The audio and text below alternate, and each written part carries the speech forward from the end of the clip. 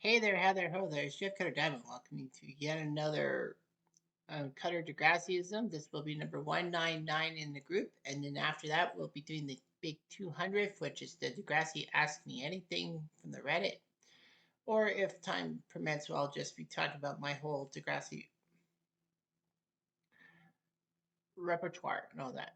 Of course, after that will be I'll be making up the list of the 200 Degrassisms and basically doing it by character and by season, like what would be the main part of the season.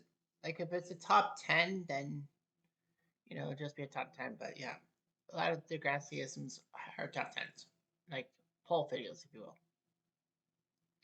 So anyway, for Time Stand Still Day, October 12th, 2025, this year's version, I've added some videos. There are four of them. There's one about Caitlin and Joey's subplot. There's one about Radish's problems in the aftermath, specifically the aftermath. It's not like, you know, letting Rick back in the school or ignoring Rick. It's basically afterwards,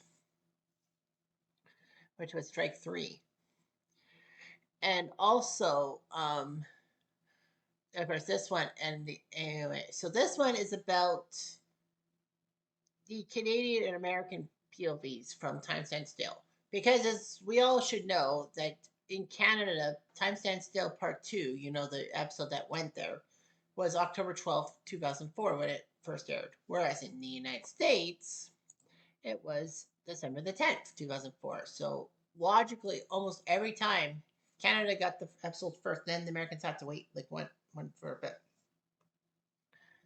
So there were some big moments and all that. So, I also could have easily done acted out my fanfic about,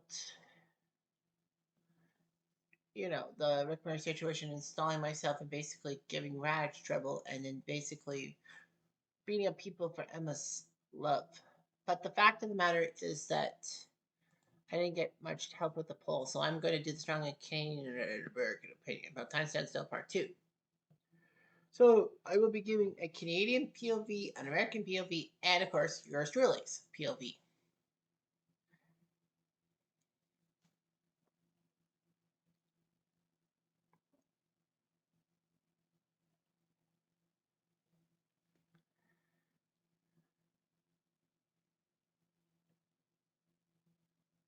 So anyway,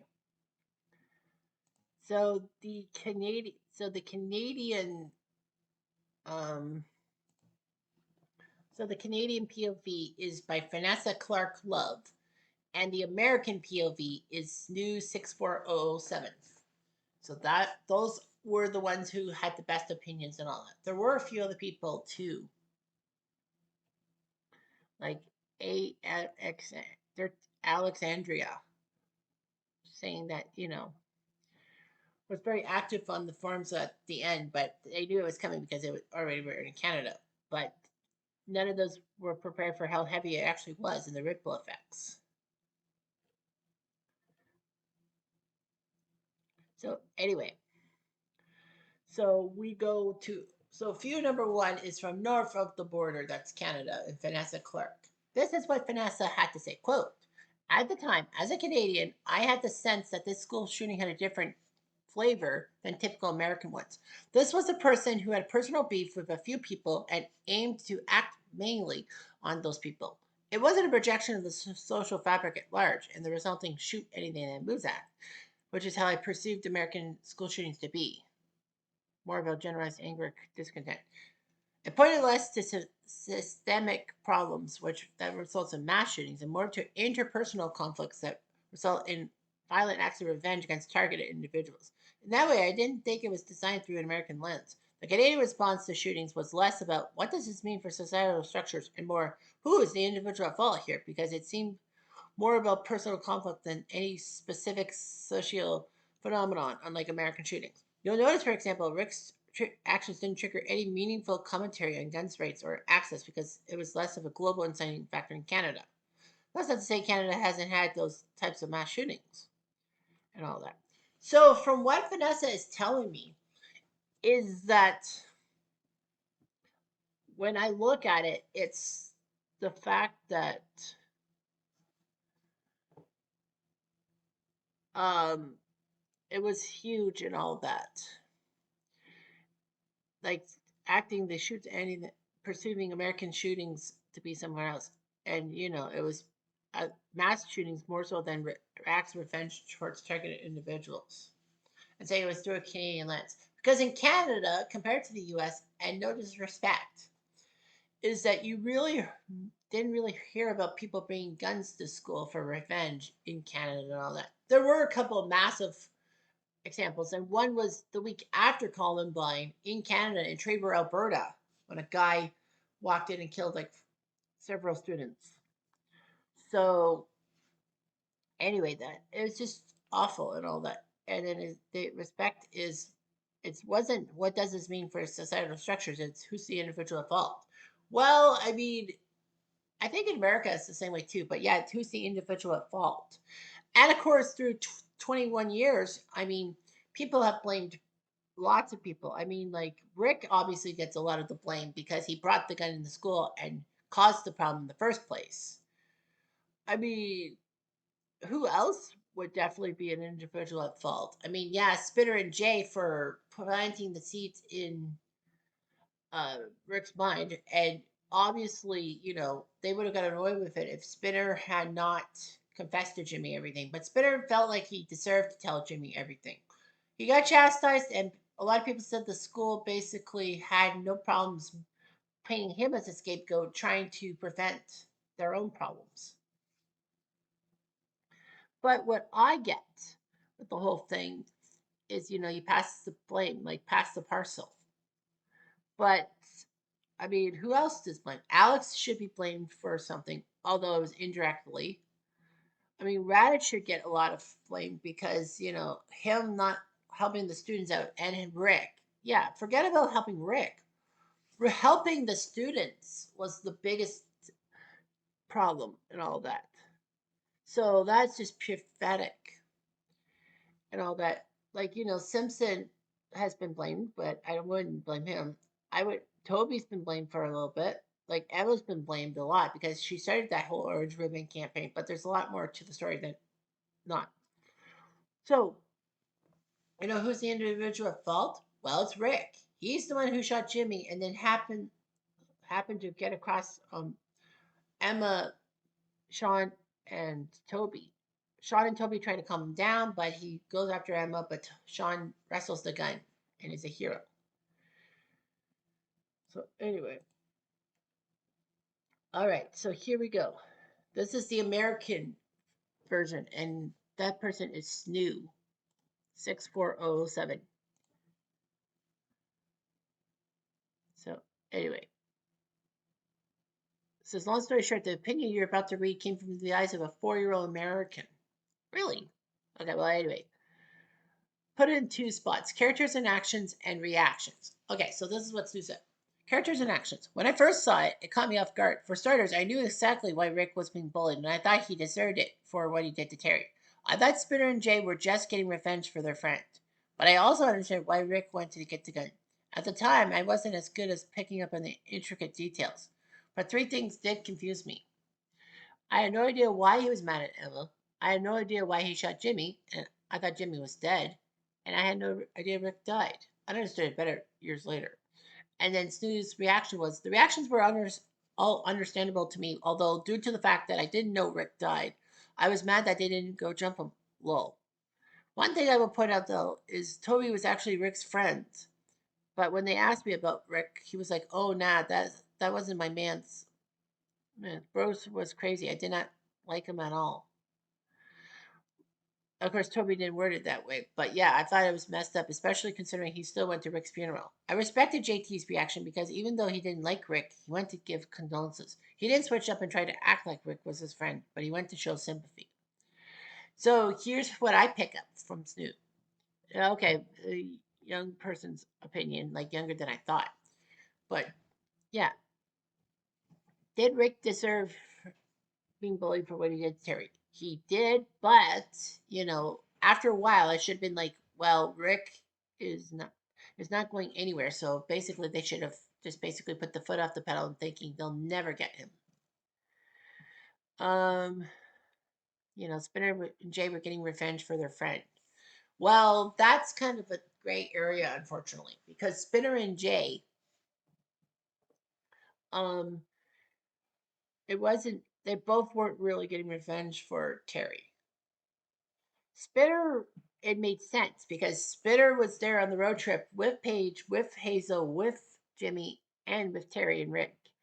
When Rick went nuts and then went off to the woods, and then Terry tried to help him out, and then Rick pushes Terry on the rock, and then Spinner and Paige, realizing they weren't back, decided, oh, we better go look for Terry. And lo and freaking behold, there was Terry up on that rock, hit on the rock with the blood. And Rick was there too, with blood on his hands, and he fled.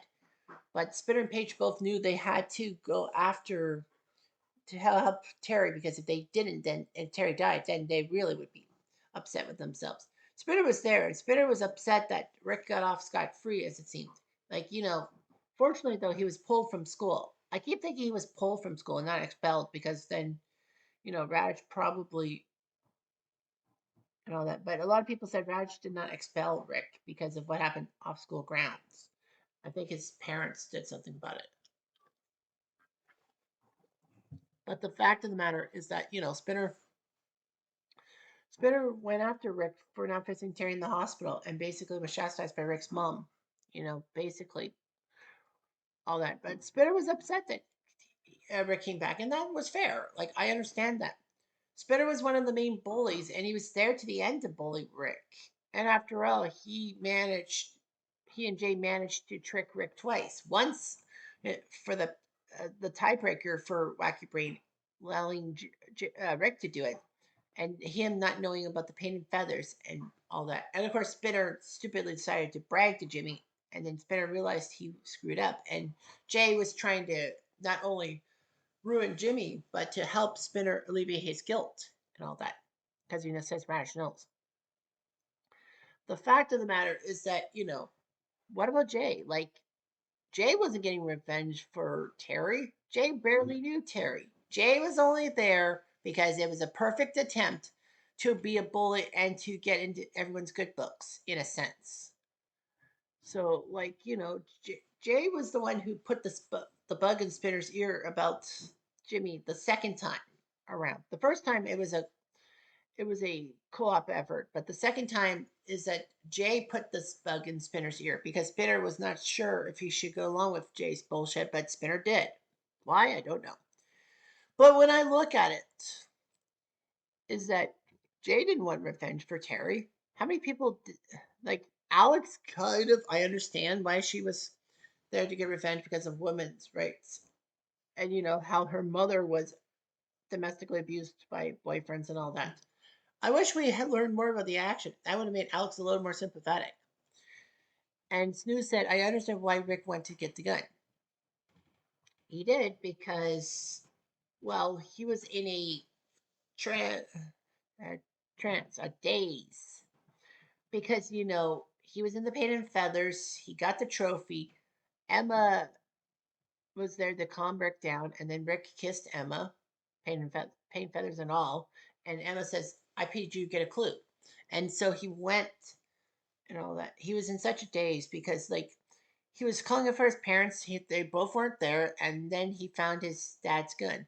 I mean, the one thing that ticks me off is why did they not focus on how simple, how easily Rick got the gun, all that. I know things were a bit more lax 20 years ago, but still, it just ticked me off because it was like, how dare you think that way? Because, like, how did he do it? How did he manage to get everyone to get it? It made no sense at all. None. Never. So, like, that was not good and all that. Like, he wanted the gun to go after Paige. And of course, Paige calmed them down. He puts the gun back in his locker. And then that's when Jay and Spinner trick him to go after Jimmy. And then he shoots Jimmy. Of course, Snoo was confused. I had no idea why he was mad at Emma. Well, Emma seemingly was protecting Rick. because the orange ribbon campaign. Emma then realized it was going too far and not helping the cause, so she protects Rick, like quote unquote protects Rick. And then of course the school shuns her and all that, as if she hasn't had enough shunning, as Manny and Liberty shunned her for the whole Chris situation, which was Emma's fault. And then you got yourself the fact that you know um, Emma did tell Rick that she did it because she felt bad for Rick. And then Rick says, yeah, yeah, yeah. But then after the kissing bet, feels that he can go after Emma. And so that's what he does. And he was mad that Emma strained him along and all that. And of course, Sean does the right thing to try to calm him down, but fails. Then, intricate part number two. I had no idea why he shot Jimmy. I thought Jimmy was dead. Yeah, I thought Jimmy was dead. Yeah, it seemed that way. Jimmy got hit in the spine. But let's not forget that when Rick shot Jimmy, he did not he did not look when he shot Jimmy. He just had the gun raised and turned his head. If he really wanted to shoot Jimmy, he would have, like, he had that cloud of consciousness. If he really wanted to go after Jimmy, he would have shot him right there and then. He would have gotten Jimmy in the head. And then I had no idea Rick died. A lot of people didn't at the time. Like, at the end of that part, when Rick and Sean had the gun, nobody knew it. The gun went off, but nobody knew what happened. And then finally, we find out Rick died thanks to Rachel, the nosy reporter, and all of that. But yeah, Rick dying. But as I said, Rick dying actually was better for Degrassi than if Rick was alive.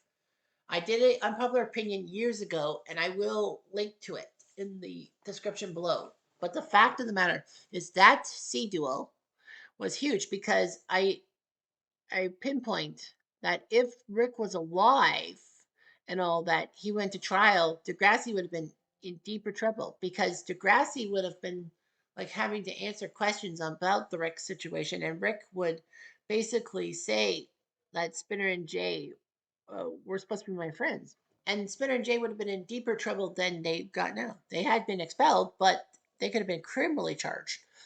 I mean, Degrassi would have faced a lot of problems. Radich would have probably faced some massive investigation, not just school board investigation, but police investigation. And Emma could have been in deep trouble too. Of course, the reactions are uncomfortable and all that. Toby was actually Rick's friend. Of course, that part is big because Toby was actually unsure if he should say he was Rick's friend and all that. He had a conscious problem. Back in Black was basically the storyline of Toby not knowing if what he should do about Rick and all that. Yes, he was Rick's only true friend, but he feels bad that Rick was a psycho and all that, despite the fact that Toby had to have known how bad Rick was in real life. But the fact of the matter is that JT called him out on it. But then Manny chews JT out after realizing Toby's reactions and saying that if you hadn't abandoned Toby, then he would not have needed to go find a friend like Rick.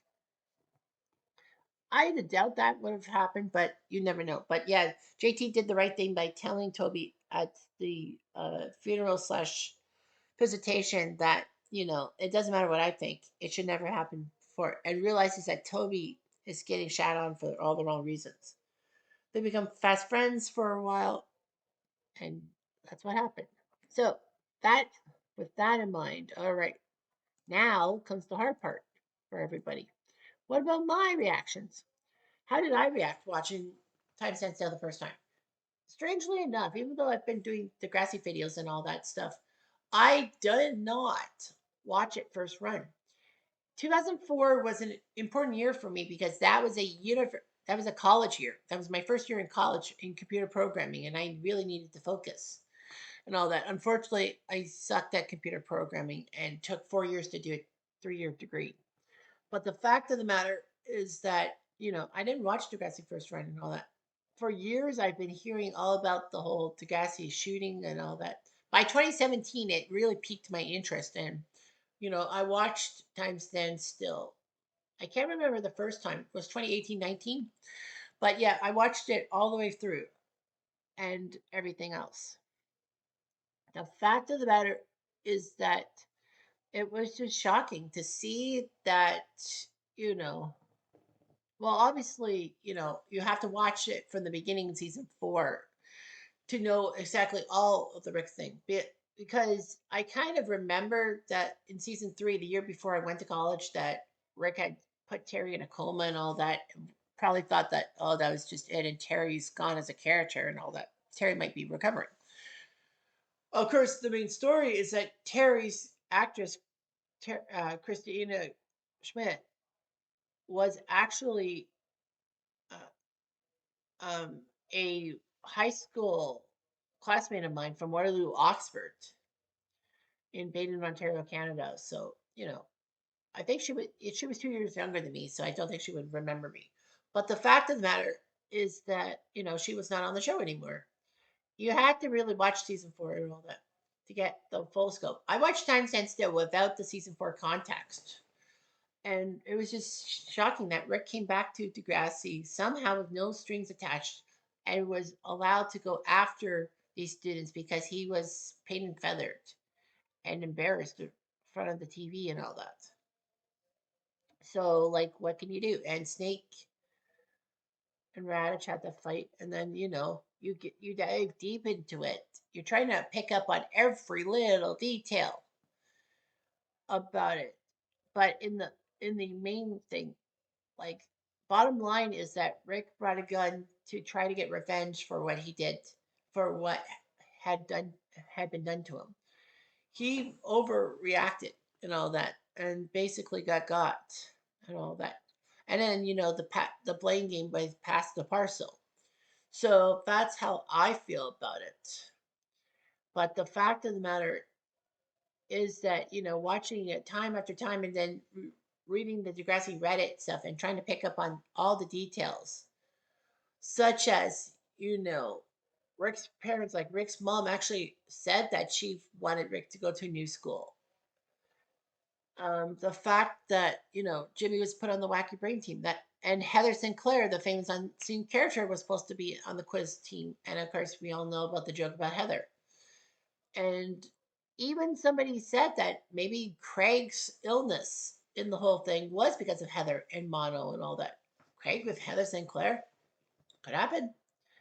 Not saying it did, but makes you pause. But about all the students, like who is really to blame and all that for Rick's demise? It has to be Rick. He's the one who brought the gun to school. But there's always like a background story. And then of course you get into season 4, you watch the context, you do everything. And there's multiple people who did wrong by this. And Rick was failed by the system. Like Rick was failed by his parents who didn't want to, well, who believed his bullcrap. Rick with his mental illness, I feel that he had mental illness and that he was delusional. I mean, Emma gets some fault because of the Orange Ribbon campaign, although it wasn't for the reason that ended up being. And of course, Raj gets a lot of flack for mishandling Rick with the In Time Stand Still Part 1. But the fact is that he screwed up with the students beforehand. He let Rick back in the school without any explanation. He could have easily told the students the explanation and then leave it from there, but he didn't. Lots of people are to blame. Lots of people should be blamed, but Rick is number one in everyone's mind. And I'd like to thank Vanessa and Snoo for their reactions and all that. It got me thinking. Trying to break everything down. Anyhow, I'm Jeff Diamond.